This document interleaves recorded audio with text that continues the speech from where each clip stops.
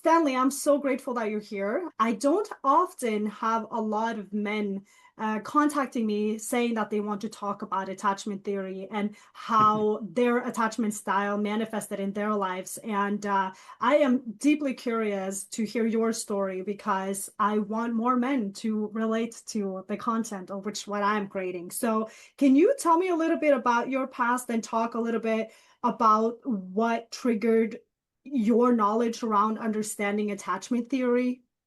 Okay.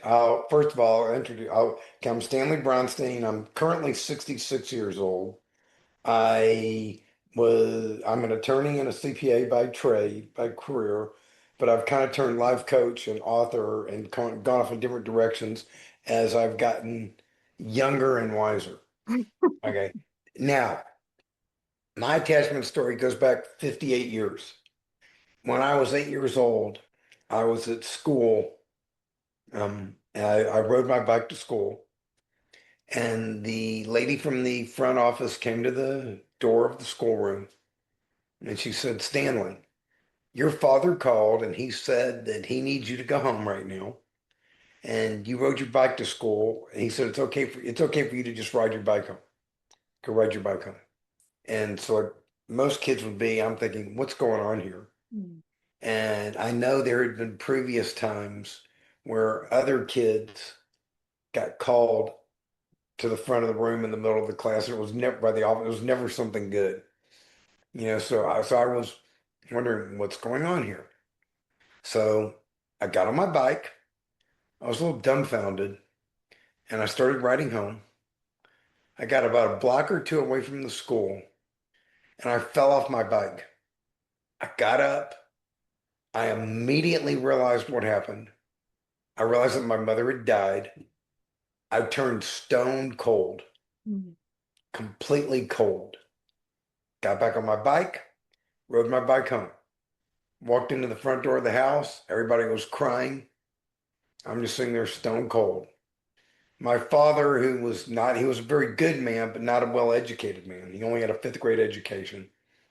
He put me in his bedroom and he said that I should just go in there and cry.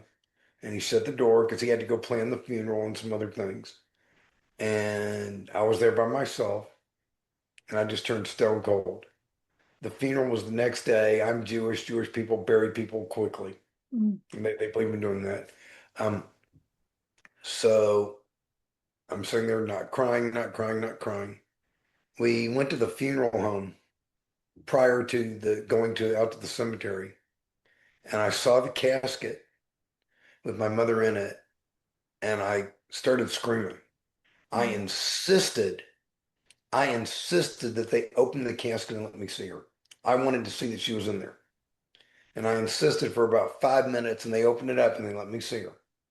And then we all got in the limousine. We went out to the cemetery. I'm in the cemetery. I'm not crying. I'm not crying. I'm stone cold. Go through the service. Go home. For the next month, I probably had nightmares that in the middle of the night she woke up and came home, Mm. walked home from the cemetery.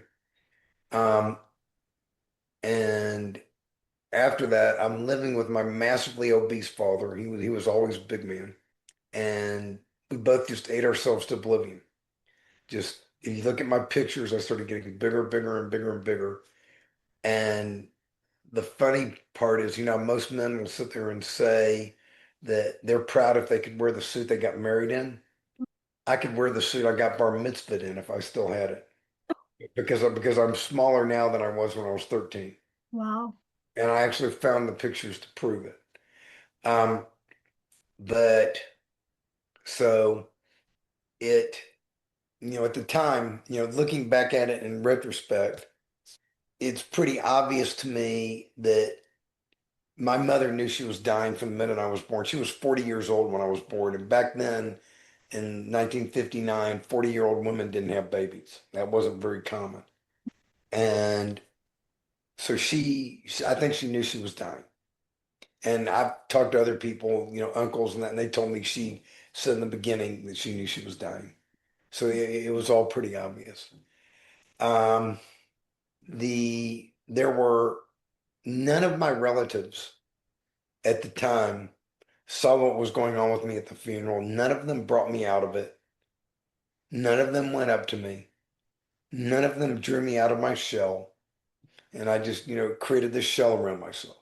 And that's going to tie into something 30 years later when I tell you about my story. Yeah. So I'm going through high school, everything.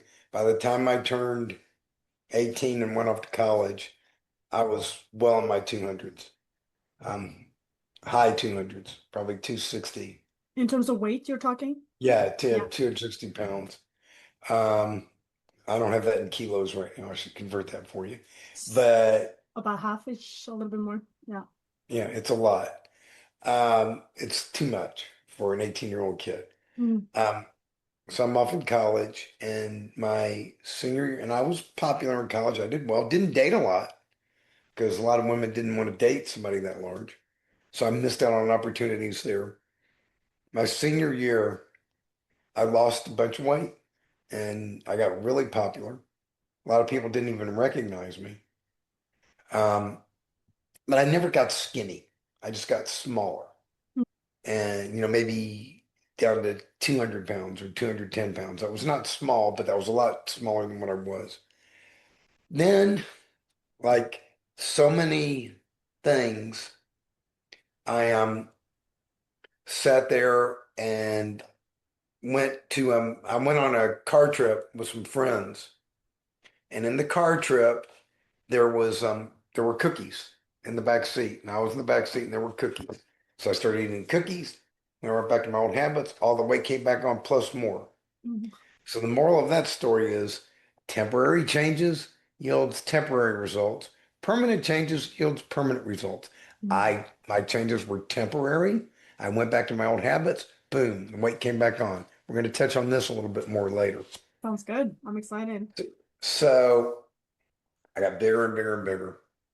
I graduated college, I became a CPA, certified public accountant, and I was working with my older brother, one of my older brothers.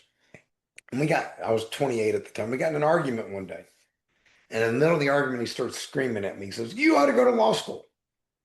And I said, "You're absolutely right."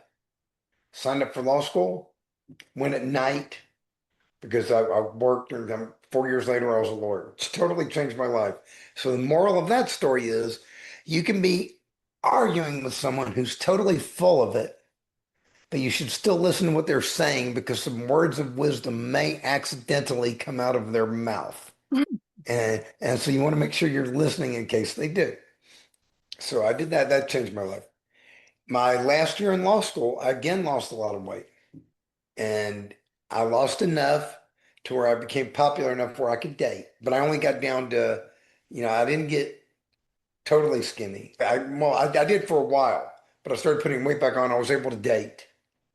And it eventually led to me getting married, but to a woman I'm still married to. Mm. Now, fast forward to all of that, my career went on about when I was close to 38, something like that, 30 years after my mother died.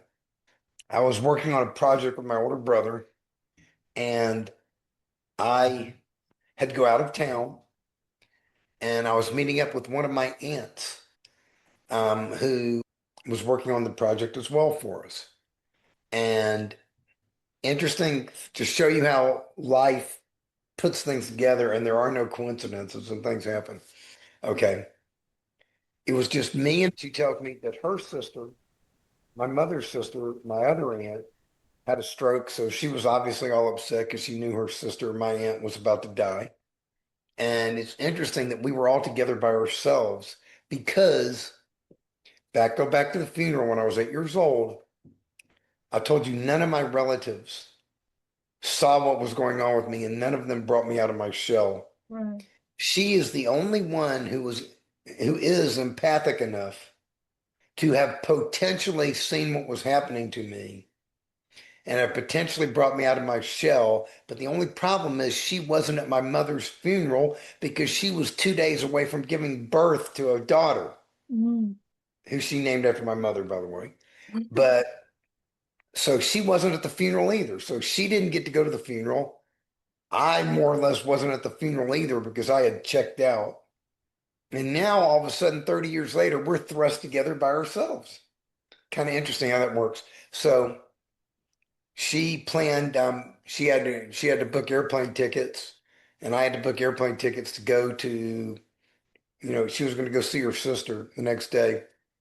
So we're sitting there, we're sleeping. She had her separate bedroom, and I had a separate bedroom. I heard her crying in the middle of the night. And I woke up and I went in there and I told her Aunt Rosie just died. And she said, "How do you know that?" And I said, "Because I just heard my mother calling her." Mhm. I did, seriously. And it turned out that was almost to the minute she died. Wow. You know, and so so the next day we're all going to the funeral. I walk into the cemetery. What do I see in front of me? I saw a young boy about 6 years old, cousin of mine. It was his grandmother who died. I saw him standing by himself, stone cold and dumbfounded, Mm. all by himself. And I turned and I looked at him and I said, "That's me." Yeah. I had never met him before. I walked up to him. I introduced myself to him. I told him I'm his cousin. I told him I know exactly how you feel. I told him my story. I told him what happened to me. And I put my arms around him and I told him it's okay to cry. And I did not let go until he cried. Oh, So that was a healing thing for me. Most of all the tears that did not come out of my mother's funeral came out at that funeral. wow. And now to make it even more poignant, to show you how raw this experience was, is it okay if I use some slightly colorful language in my next story I'm about to say? Go for it. Okay. Okay. There was an older gentleman who was at the funeral. Orthodox Jews do not believe kids belong in cemeteries. Mm. They don't think kids should go to funerals. They don't think kids should be at cemeteries. This elderly man saw this and he says, "What are these kids doing here? These kids don't belong in cemeteries. They don't belong here." Well, I snapped, and I mean snapped. One of the few times in my life where I snapped. I turned to him and I said, "That was their grandmother. If there's anybody who belongs at this funeral, it's those kids. And if there's anybody that doesn't belong at this funeral, it's you, you son of a bitch. You can leave right now." I said that in front of like 20 people. And needless to say, he shut up and he didn't say another word. But but that was that young kid speaking out. Right. I mean, that's how raw of an experience this whole thing was. So fast forward 4 months before my 50th birthday. I'll set the scene for you. This was February 1st, 2009, not January 1st. I missed my New Year's resolution. It was February 1st, 2009, 4 months away from my 50th birthday, 17 years ago. I weighed about 320 pounds at the time. Mm. I woke up and I asked myself, where am I going to be in 5 years if I keep going the way I'm going right now? I didn't like the answer. Can you guess what the answer was? Probably somewhere close to death. Dead. How about dead? Yeah. I said, if I keep going the way I'm going, I'm going to be dead. Yeah. And I didn't like the answer. I said, I am wasting my potential, Hmm. and this is ridiculous. I can be so much more than what I'm. And mind you, I had a successful career at the time. That was all good, but I was out of touch with my body, Right. and it was hurting my spirit. So I turned to my wife and I said, "I'm cooked. I'm done. No more." And I said, "I'm going to learn to start eating better right now. I'm going to start exercising every day right now. And my exercise of choice is going to be walking." Mm. Little did I know how prophetic my words were, because since that day, this is how much I have walked. Stanley's journey to the moon, 30.18% of the way there. You walked I 72,000 miles. Wow. That's how much I've, and just so you know, this was my picture when I was at my maximum. Just so you know, I'm not, this is Oh, my proof. wow. Yeah, Yeah. I can see the So, photo. Yeah. so, so needless to say, I changed. Um, and I had an interesting conversation with my wife, and this is about the power of selfishness. There's good selfishness and there's bad selfishness. Mm, I told her, I'm going to start making changes in my life. You might like some of them and you might not like some of them. You may agree with some of them. You may not agree with some of them. I don't care. I have to make these changes or I'm going to be dead. I'm going on a journey. I'm inviting you to come along with me. that's beautiful. And I hope you do. But if you don't, there's the door. You can walk out right now. I don't care. Wow. I told her that. And before I go any further, we're still married. I told her that. Wow. And I said, I'm going to stop tolerating BS in my life. And the first person I'm going to stop tolerating it from is myself. Yeah. Wow. Beautiful So, narrative. so I took personal responsibility. So I, it was not a straight line journey. I had ups and downs. I had good days. I had bad days. It was not perfection, not by any stretch, but I kept going in the right direction. When I started out in the beginning, the first thing I did was I quit drinking alcohol. I don't think I was an alcoholic, but I was definitely drinking too much. So quit. When you have a kind of personality like I have, you know, I guess you would call it an addictive personality. Mm, I tend to do things to extremes. So I said, if I'm going to do things to extremes, let's do good things, positive things to extremes instead of bad ones. right. So I quit drinking. Haven't had a drink in 17 years. Quit drinking soda pop. Quit red meat. Quit beef and pork. And I started walking. Mm, Some days I could walk, some days I couldn't walk. It hurt. Started walking out slow. In the beginning, I had trouble walking 1 or 2 blocks, but I kept going, kept going, kept going. I set goals for myself. I met those goals. And after about 5 years of doing that, I decided I was going to give up chicken and turkey. I never liked fish. So I essentially went vegetarian, but I still ate eggs, still ate cheese, that kind of stuff. And then about 5 years later, I couldn't get my weight below 180 pounds. And it wasn't stable. It'd go between 180 and 210, 220, up and down, all while I was walking 15 miles a day at the time. Seriously. mm, So, I mean, that's more than a half marathon every day, which yeah. that's my standard day walking now. That's what I do every day. Wow. So I couldn't lose the weight. So I said, if I can't lose the weight and I'm walking that much, I'm doing something wrong. So I analyzed what I was doing and I gave up bread, butter, cheese, and ice cream. So essentially I went vegan, whole food, plant-based. Right. And I gave those things up and I lost 50, 60 pounds in like 5 minutes. It just came off of me, just boom. Right. As soon as I stopped eating those things. So those were the things that were stopping me. And since that time, I've become a big advocate for as little meat as possible, prefer as little animal product as possible, preferably none, as little dairy product as possible, preferably none.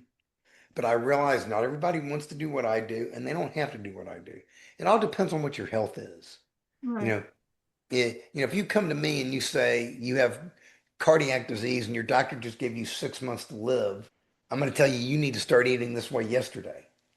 If you tell me you just want to lose 20 pounds, I'm going to say, okay, well, these are some things you might want to consider. Right. So, it all depends on where you're at. And people look at a lot of the things I do, they go, Stanley, I couldn't do what you do, or I don't want to do what you do. And I go, you don't have to. The world already has one Stanley. It does not need more. Right. I mean, But it, what's go ahead. interesting here is that it's also the fact that none of this happened overnight. It's not like you made any of these decisions and stood by it in the immediate presence. It all took time. It was a period where you started doing some adjustments and then you did more adjustments and then to at some point you hadn't had successfully created a habit and a routine and a structure in how you exercise and in how you eat, and all of that happened Exactly. over time. So it's like it would be extremely unwise for someone to believe that if they quit everything that they're used to doing at the present moment and expect the change to rapidly happen in the next few months, that is more unlikely to stick as a habit or a routine because it's so far fetched from your current reality and it takes time to build habits. So that's also a very important component to mention here. Yes, that you're absolutely right. It's building new habits Mm-hmm. and it's changing your lifestyle. It's creating a new identity for yourself. It's Right. becoming a new person, changing your identity and stepping into that identity. Right. I So, yeah, go ahead. Go I ahead. do have I have a few questions if that's Go okay. I just ahead. want to shoot in here. Because as I'm listening to you, traditionally, which by the way, I must say, you have such a remarkable story, and I really love that full circle moment at the funeral where you saw yourself in the 6-year old and decided to not do the same and stay silent and retreat. You That's fine, but decided I haven't gotten to the end yet. There is an end to it, but that was the full circle. But I went beyond the full circle. But anyway, go ahead. I'm so excited to hear about it. I just want to acknowledge that I thought that was a remarkable moment. But as far as attachment theory goes, when I traditionally think about attachment theory, I think about like a push and pull relationship between a man and a woman or between two lovers. And what I'm learning in this story when you're explaining this, I can't pick up those signs in your relationship with your wife, and I'm sure there might be more to that story, of course. But it almost sounds as though you had more of a push and pull relationship with food. I did. Yeah. Absolutely. And very attached to the food. Food was what satisfied me. Food was my lover. Right. For so many years. A lover that hurt And you. but you've heard of that before. There have been lovers that hurt you before. Oh, Um, yes. so let me tell you a little bit rest of it and then we'll Absolutely. go back. Okay, and then Yeah, I'll sounds good. okay. So, as I look back and I analyze this whole thing, there was a lot of anger in me, in young me. I was a very bright, inquisitive kid. My mother raised me to be bright. She was teaching me math when I was 4 and 5 years old because she knew she had limited time. She was teaching me what she could. There was a lot of anger in me that she didn't explain to me what was going on, and she didn't tell me what was going on, and she didn't warn me as what was going on. A lot of anger toward that. But when you look back at it, how hard would it be for a 45, 46-year-old woman to tell her 8-year-old son that she's dying? That's Mm. kind of hard. It's a hard thing to tell yourself, much less to tell your young child. Yeah. So, so I understand that. I also had a lot of anger. We had a caregiver. Her name was Marie. She was like a nanny, and who was around, and she was the only. She told me my mother was the only person she told Marie the truth. The only one she told the truth to. She hid it from everybody else. Mm. And afterwards, Marie told me all these stories. And Marie never had any children. She had one child who would have been my age who was stillborn. So she never had any children. My mother should have bonded me to Marie before she was gone, but she didn't do that. Mm. But on the bright side, Marie and I reconnected later. I found she had moved off, and I found her. She was actually back in her hometown where she grew up, and I found her, and I went and visited her, and I took my wife with her too, and it was very lovely, and it was very good, and I was able to heal some wrongs between her and my father, Mm. that took place, and that's what was all good. And I still have, something from her. When Marie died, her niece mailed me a package. It was things from Marie that Marie told her to send me. And in there's a blanket that Marie crocheted. Oh, that's nice. And so when I sit down, I get with that blanket and snuggle up with that blanket. So it's nice to have that. And I can remember that. But so back right before COVID hit, I was visiting Houston, Texas, and I grew up in Galveston, Texas, which is about 50 miles away. I was there on business, and I had a full day on a Monday to kill before I flew back because I booked my plane flight for Monday night to go back home, so I had a full day to kill. So I drove down to Galveston. I went and I retraced all my steps, noticing that the spot where I fell off my bike, do you know it was catty corner from the spot where I fell off my bike was the orphan's home. So it's an interesting place where I fell off my bike. Um, I did that. I had previously, a year or two earlier, I was down there with my wife. We went back to my elementary school, and the elementary school was closed, but I rang the doorbell, and there was a lady from the office who let us in, and she took me on a tour of the school, and I walked around and I retraced all my steps Mm. and did all those things. So that was good. I went to my childhood home, and the people who had bought the home from my father still live there. They've been there like 30 something years or whatever. So it was only one owner. They were still there. They remembered me. She let me in. She took me around the house. Her husband had just died, and it was right before it was Christmas time. Oh, She was making cookies with her daughter. And I went to her and I told her, I'm sorry, your husband's gone. He was a very lovely man. And I hugged her and I said, it makes me feel so good to see what you've done. You have made this house into a home. oh, that's nice. And it makes me feel very good. And I hugged her and then I left. And then I went to the cemetery. It was right around noon. It was December, and yet it was a beautiful day. And the sun was right overhead. I sat there and I laid down between my mother and father's grave. I laid on the grass between their graves.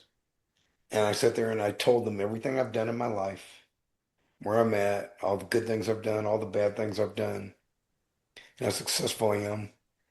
I thanked them for everything they did for me, and I forgave them for everything they did to me. And then I got in the car and I went back home. Wow. So that is what I think the end of the full circle. Right. Yeah, that is, yes, I do agree with you. That Yeah. definitely wraps a bow around the whole story for Yeah. sure. But so, I made peace with the situation. But it's interesting. She's been gone 58 years. I still think about her. Of course. Of course. But to remember her, I mean, good Lord, I was only 8. Yeah. Um, I still remember a lot of things she taught me. And I Yeah. remember things he taught me, but my father he was more of a crude man. Okay. He was a hardworking, blue collar, common sense, crude man. Right. Whereas my mother was more the intellectual. And so, but it's, interesting when you look at all those things. Now you may please ask away with your questions. Thank you. I mean, I'm sorry to have interrupted you, Stanley. No, that's It's okay. a really remarkable story, and I want to make sure that I don't forget because it's a lot to pick up on. But I mean, it is great. I love how you retrace back the steps of your life. It's something that I am kind of currently doing as well now that I am back in my hometown, living in the house that I grew up in, and having very different conversations around the table with my family now than when I grew up. So it is very, very interesting, and I am thoroughly inspired by your story. Um, I do wonder, so a couple of questions. You said that your father has passed away as well. Was it obesity that at the end ended up killing him, or how did you lose your It father? didn't help. It didn't help, but he was 85 years old. Oh, okay. His Okay, so he his died his old. his body just wore out, but he was big his whole life. Got it. I Yeah. mean, he was a mess. And you know what the sad part is? If I knew what I knew now, I could have easily added 10 years to his life Yeah. because he he would have eaten whatever I told him to eat. If I made him food and put it in front of him, he would have eaten it. Mm, And if I would have put him on a whole food plant-based diet, no meat, no dairy, he would have eaten it. He wouldn't have complained at all. He'd have loved it. right. And if I would have put him on that, I could have gotten weight off of him and gotten him up and walking, but I didn't know what I know. Yeah. at the time. Um, so that's a regret, but that's okay. I mean, we do the best we can when we can with what we've got. Right, that's the thing, right? We can't. I think I often find myself beating myself up about things that I did in the past with today's knowledge, which is so unfair to that version of me that didn't know any better. And I think that's very much true about all of us. Change and adaptation only comes from self-awareness or Yeah. awareness in general. It comes from being aware of what can be done differently or what we learn about certain states of our lives. For instance, maybe, I mean, you obviously know the health component of maintaining your weight today, but maybe there was a time where that wasn't so evident, and somewhere along the Oh, way it you was it was it understood, was evident. I just didn't want to do it. I knew it. I knew what I needed to do. right? But It, at the it, same it, time, it is also coming to a point where there is this, I don't know that you want to call your moment a rock bottom moment necessarily, but it was this breaking point where, See, it's interesting you say that because I believe we don't have to hit rock bottom.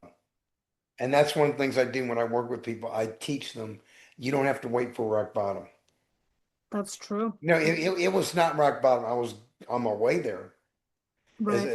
As I tell people, I wasn't committing suicide. I was committing slow-acide. Oh my goodness. I was slowly eating myself to death. But no, but you don't have to hit rock bottom. And Mm, also, I've made my whole career as an attorney and an accountant has been how do we detect potential problems and prevent them before they happen? mm, That's my whole career. I work with a lot of professionals now, and I counsel a lot of other attorneys. You don't need to wait until everything falls apart to get it together. We don't have to wait for everything to fall apart to get it together. And that's why, what you've been through, what I've been through, and what you've been through. Would you believe me if I told you I don't regret any of it? oh yeah, I don't regret any of it either. And we probably have the Because same reasons as to that why. one, I mean, don't get me wrong. There's some things I would do differently had I, if I could do it over again. There are definitely some things I would do differently, but I don't regret it because the experiences are what have made me into the person I am today, and they've taught me what I know today, Mm. and they've put me in a position to help others today. That is my because the experience. Okay, I'm a confident guy. I had a very successful career. Would you believe me if I told you the experience of what I've done blew my mind? In what way? It exceeded my expectations. Right. I mean, if you would have told me when I was having trouble huffing and puffing, walking a block or two, that over the next 17 years I would walk 72,000 miles. Yeah, you probably didn't believe that at the time. It wasn't No, a, I wouldn't have believed it. yeah, If you told me I would lose all that weight and keep it off, I wouldn't believe it. yeah. So, so the experience taught me three things. The first thing it taught me was I am more powerful than I ever imagined. Way more powerful than I ever imagined. It's the first thing it taught me. Second thing it taught me was that if I could do this, what else is out there waiting for me to do that I haven't done yet? Yeah, that is a good one. Because Yes, and yeah. it sounds as like the your biggest obstacle was in fact the weight. And I kind of want to tap into it a little bit more because as we're talking about this, I'm trying to think about the people in my life that I know to be a little bit bigger than the ideal, if you want to put it like that. And what they all have in common is the same as you, Stanley. They lost someone incredibly dear to them in some at some point in life, if it was a parent or if it was a sibling or someone that they relied on. That is the common thing that happened here. So I do wonder what it is about the grieving process that kind of leads victims of circumstance down that path. Food was their coping mechanism. It could have been something else. It could have been alcohol. Right, It could be both food and alcohol. right, It could be drugs. It could be sex. It could be violence. It could be all kinds of things. right, They could turn into a hoarder. right, Anything.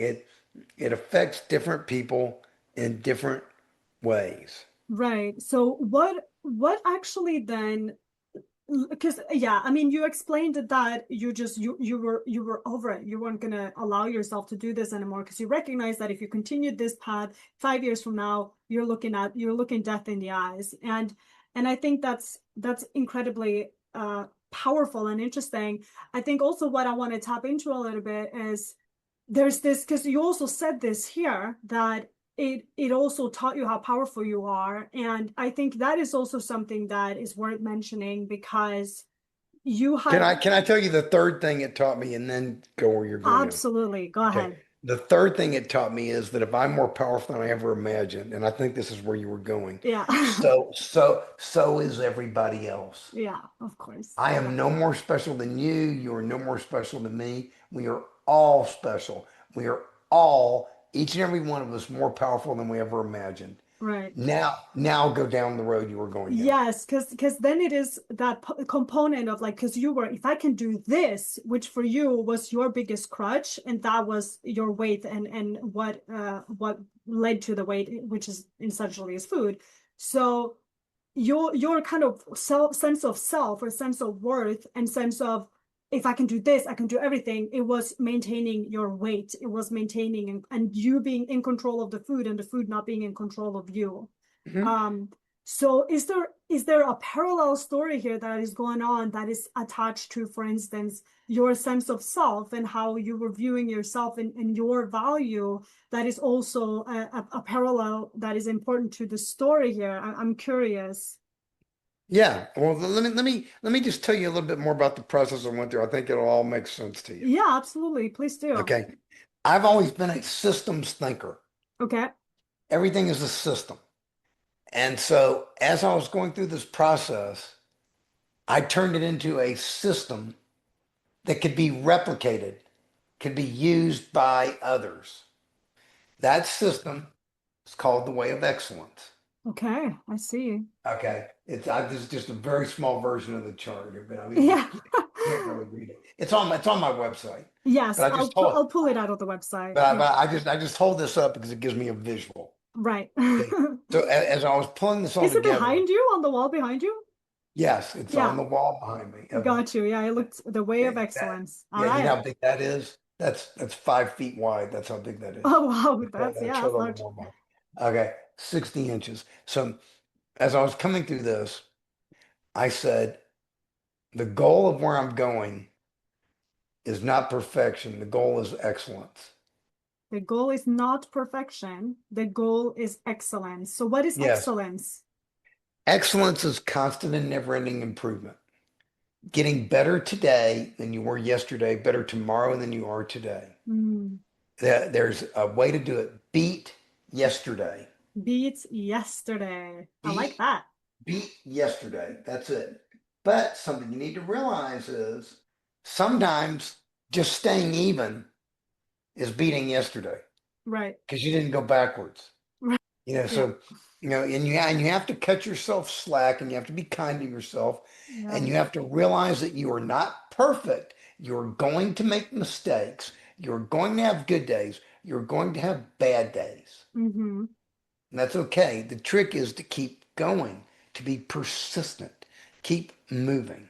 Right. That's why I emphasize excellence, not perfection. Mm. Because if you're trying to be perfect, the minute you do something wrong, you lost.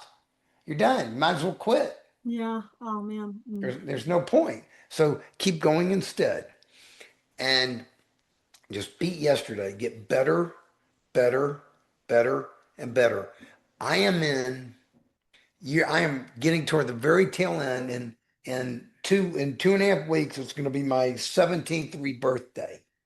Every year I celebrate it February 1st, and I am in toward the end of year 17 of beating yesterday. That's amazing. Congratulations then. Thank you. And what it does is it's like putting money in the bank. You familiar with how compound interest works? You put money in the bank, you earn interest on your interest on your interest on your interest. Mm-hmm. If you put $100 in the bank and leave it alone for 17 years and forget about it, it'll be quite a bit bigger than it was at the end. So that I'm in year 17 of doing that, putting money in my bank and watching it grow. Right. So that is why I'm able to do things like walk 72,000 miles. I couldn't walk a mile when I started. Yeah. My knees hurt. I was out of breath and everything. I couldn't do that. But Yeah. I kept going and going and going, and I got better and better and better and stronger and stronger and stronger and healthier and healthier and healthier. Yeah. And now at 66, I feel like I'm 35. I don't take any drugs. I'm all my blood work numbers are great. They're fantastic. I'm going to the doctor in 2 days. You take my blood work again. I can't wait to see how good the numbers are. That's amazing. And and I always like it when I go to the doctor and he says, "Tell me what you're doing," because I need to tell all my other patients Yeah. to do it. Um, that's what you want it to be. So So what is you that bottom line like advice there? Because it's like, here yeah, it is the action steps, but okay, yeah, let's see. okay, these this is the takeaway. These are the action steps. These are the four things that lead to permanent change. I'm going to go over each one of them. And these are steps in my system. Hmm. 16, 17, 18, and 19. There are 20 steps. So these are toward the end. Okay. First one is willingness. Right. Willingness. You have to be willing to do what it takes for the rest of your hopefully very long, very healthy life. Yes. But you have to be willing to do what it takes for the rest of your life. And the reason why is, like I told you before, temporary change, temporary results. Permanent change, permanent results. It was not, I lost weight many times in my life, but it was not until I made permanent changes that the weight came off and stayed off. Right. Permanent changes. You have to be willing to do it. If you're not willing to do it, you're not going to get anywhere. But I want to flip it. There's a little bit of thing called perspective here, which is part number 6 in my system. I just told you that you have to be willing. Hmm. Well, guess what? You don't have to be willing. You're still alive. You get to be willing. You get to be willing. Yes, it Yeah. is not your obligation to be willing. It is your privilege Yeah. to be willing.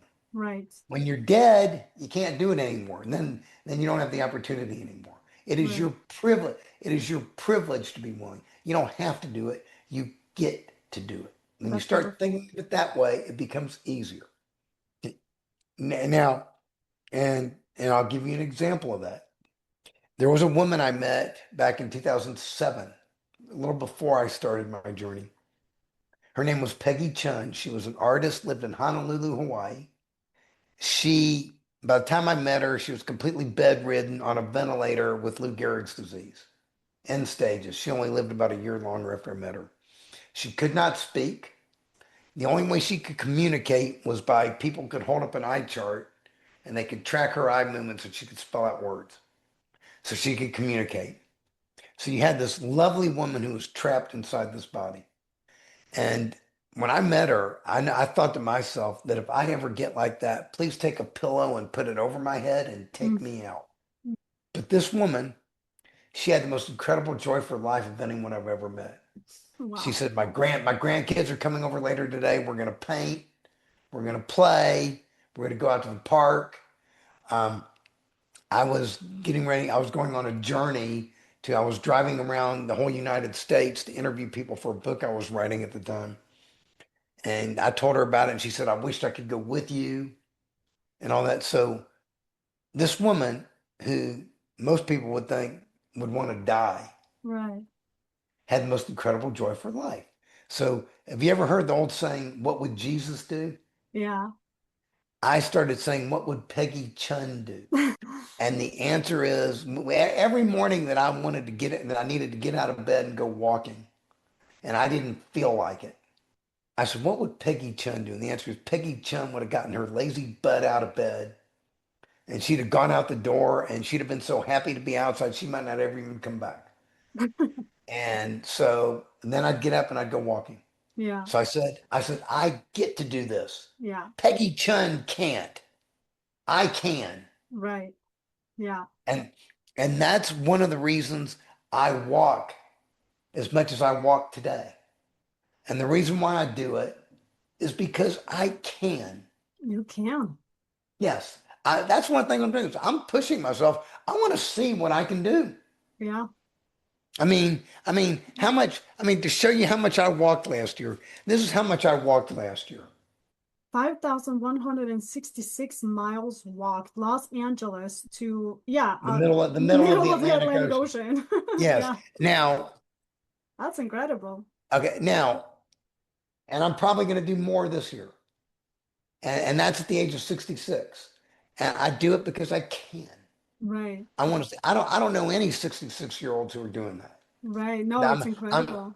I'm sure there are a few of them who can, but not a lot. And a lot of it is I've, created a lifestyle where I have the time to do that. Not Right, everybody has the time to do that, but right, that's okay. You don't have to do what I do. You should do what you want to do and what works for you. But the point is pushing myself. And then the right. second thing is belief. Belief. I just told you that I learned that I'm more powerful than I ever imagined. Right. And I just told you that so are you. Yes, you did. Believe it. I do. Believe it. You haven't, you're just getting started. Yeah. You're young. Go out there, go conquer the world along with your friends and everybody else, and work with me. I'll do it with you. Oh, yeah. Um, so, but believe that you can do this. If you believe you can or you believe you can't, either way, you're right. Yeah, I believe that is true. I've heard that saying Yeah. before and I live by it. Yes. So you can do it. Okay. Then you have discipline. Mm-hmm. And by Discipline that, is crucial. I mean self-discipline, Yeah. not punishment. I'm talking about self-discipline, taking all your negative habits and eliminating them and creating new positive habits. Yeah. Me, I used to go to Chinese buffets for lunch every day. Well, I broke that habit. That was a negative habit. I enjoyed the food while I ate it, and it was killing me. Mm. And it was not good for me. I formed new positive habits. I started walking every day. I started eating healthy food every day. I stopped drinking alcohol every day. Mm-hmm. All those things. It's discipline. And everybody says, well, you gave up all these things. I didn't give up anything. I gained, excuse me, I gained so much. Mm-hmm. I've gained a life that I won't even say I regained my health. I gained it. I never had it in the first place. Yeah. I didn't rehabilitate, I habilitated. Yeah. And you seem I grateful. You seem happy. oh I am grateful. I absolutely am grateful. Um, so you have what we're I was gonna show you something. Yeah, this is what I was gonna say.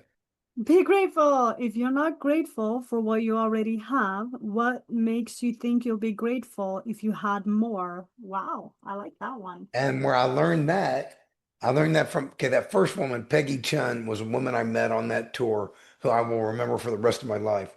The gentleman who told me that saying, his name was Charlie Tremendous Jones. He's also gone. I will remember him for the rest of my life. I He love that. was he had a self-help bookstore, small self-help bookstore in the middle of rural Pennsylvania. And this man, he wore a suit to work every day. And I met him when he had a year left to live. He had cancer.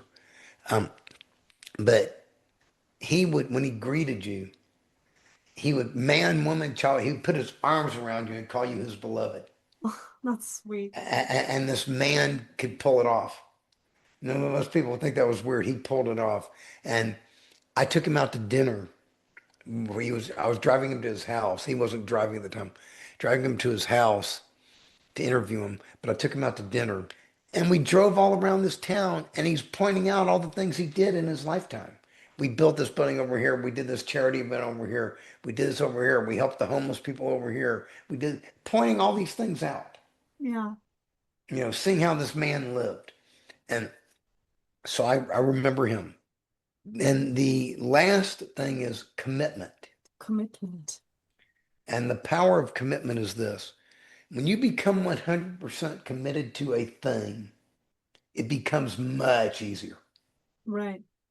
For example, I made a decision many years ago that no unhealthy food was going to enter my mouth, Mm. and no unhealthy food has entered my mouth since. When I had a couple of weeks ago, somebody gave me, who obviously didn't know the way I eat, they gave me cupcakes and cookies before Christmas. I took them and I gave them away to a neighbor down the street who's very skinny, who likes that kind of food. And I didn't give it to somebody who would make bigger, but I gave it to her and she was very happy, but I didn't eat it. I wasn't tempted to eat it. I wasn't going to eat it. Mm. Um, I'm probably the only person when we went to Europe for 9 days a year and a half ago. I lost weight when I was in Europe Well, because yeah. because because we didn't go to any restaurants. Mm. Or my wife went to one or two of them, but I didn't eat at restaurants because I made a commitment beforehand that no unhealthy food was going to enter my mouth. Right. Not going to do it. And then same thing with my walking. I made a commitment that every day I'm going to walk. Yeah. I am almost, and my definition of walking is that I walk 2 hours or more every day, which would be 6 miles for me. That Mm. I walk 6 miles or more every day. Most days it's a lot more. It has been almost 8 years since I missed a day walking. Oh, wow. And that was 3 days. And those 3 days when I was sick as a dog. And if you take away those 3 days, it goes to 12 years. Wow. So that tells you, including COVID, last 12 years I've been sick one time. Wow. That's incredible, And to me, Stanley. and that almost directly coincides with the day I went vegetarian. Wow. Wow. That is Not also not very not interesting. not vegan, but vegetarian. Right. I But the hear you. point is, when I stopped eating meat, my health improved, my strength improved, my power improved, Mm. immune system improved. Yeah.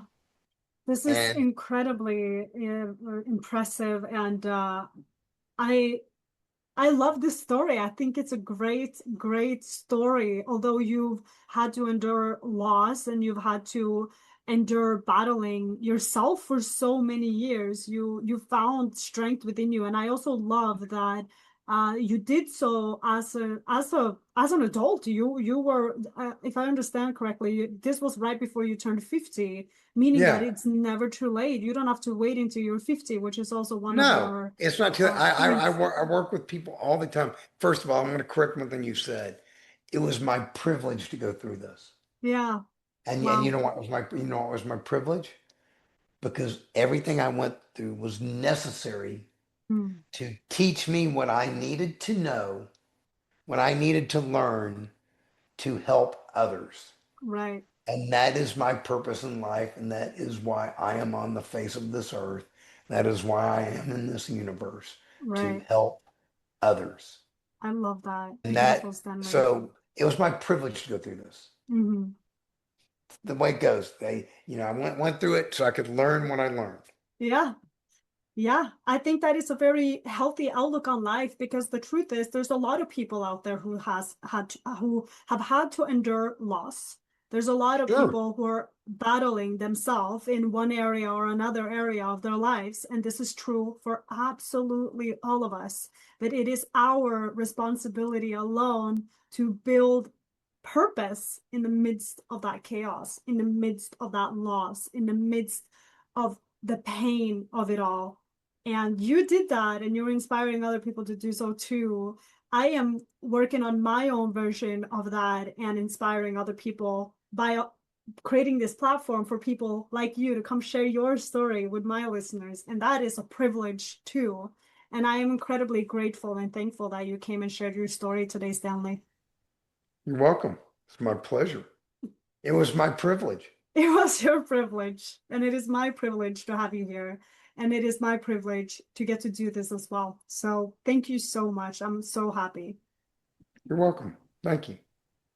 Is there anything else you want to share with my listeners today? Just they can go to my website if they'd like more information. It's let me see. I have another card for this. Yeah, Uh, it's called thewayofexcellence.com. thewayofexcellence.com. And if Incredible. you want weight loss guidance, I have another website that's called millionpoundweightlosschallenge.com. Million-pound weight loss challenge.com. Yes. And Incredible. now, yeah, I've made both of these websites, they're free. That's amazing. And on the Way of Excellence, all 7 of my books that are connected in this series are available digitally for free. That's You can great. download. And the reason why they're free is it's my way of giving back. I love that. It is because I've been fortunate and also I wanted to make it available to people. Not everybody has money. Hmm. Not everybody, can do that. So let them, I want to help everyone as much as I can. If people want to contact me, there's a link at the bottom. There's a form. You can contact me. If you want to work with me directly, I do work with people directly. I'm putting groups together as well. Um, the groups and working with me, they cost money. Downloading the books free and doing it yourself doesn't. Hmm. And that's okay. If you want to just write me a note and say thank you, That's incredible. you're welcome to do that too. Because Yeah. because remember, be grateful. Um, Be anyway, grateful. yes. So that's it. I'm here to help. That's amazing. I, Thank you I so much wish for everybody helping, good. Stanley. You're welcome.